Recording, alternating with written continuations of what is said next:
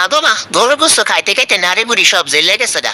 এবার চিন্তা করলাম না না, আর গরুর গোস্ত খাওয়ান যেত না। রাতে 9টার সময় আইছিলাম ভাত খেতে, মায়ের দিয়ে গরুর গোস্ত ছাড়া আর কিছু নাই। মা গো দিদিয়া কি আর ভাত খাওয়ান জানি? তো চিন্তা করলাম যে এবার আলুরি সিল্লা সিদ্ধ করে ভর্তা বানাইতে বয়। এই ছিল ছিল ছিল সুন্দর করে আমার মতন আলু সিলবা একদম ফ্রেশ করে, একটু কুচুলার আহম দিত না, একদম ছিল্লা কুচি কুচি করে একদম কাটতে লেবা।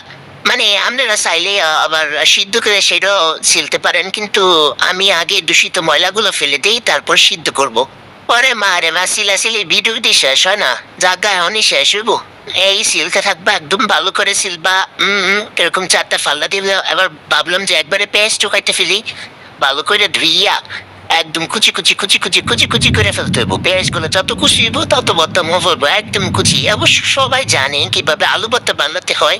তারপর আমি তো দেখাচ্ছি, এখানে তেল দিয়ে দিলাম, এবার কড়াইতে পেঁয়াজগুলো বেরেস্তা করে নিব, সাথে শুকনা মরিচ কয়েকটা দিয়ে দিব, আবার তেল দিবা। তেলটা কম হয়ে গেছে আর পুরা দিতেছে, গরম দিত না কিন্তু, সুন্দর করে বাঁচতে হইব। এবার চলে আসলাম আলু ভর্তা করতে। একটু লবণ দিয়ে মরিচগুলোকে ভালো করে ডলে নিতে হবে, একদম ডলতে থাকবো। বেশি কাঁচা মরিচ, শুকনো মরিচ বেশি হয়ে গেছে, তাই দিতে উঠে রেখে দিলাম। আর পেঁয়াজগুলোর সাথে লবণটা ডললা আলুগুলা ডললা দিতে পারে। আলুটি সিদ্ধ হইতে এত বেশি সিদ্ধ হয়ে গেছে যে একদম পুরো সাই সাই হয়ে গেছে। তাও সমস্যা নাই, পুরো আলু খাইতে অনেক বেশি মজা লাগে। তো এবার ভর্তাটা বানাই নিচ্ছি আমি আমার প্রয়োজন মতো আলু নিয়ে। সবগুলো ভর্তা বানাবো না, তো ওই তো আমাদের হয়ে গেছে আলু ভর্তা। আর সবাই কি, হ্যাঁ আমার পেজটাকে ফলো দাও না, তাড়াতাড়ি করে আমার পেজটাকে ফলো দিয়ে ফেলো।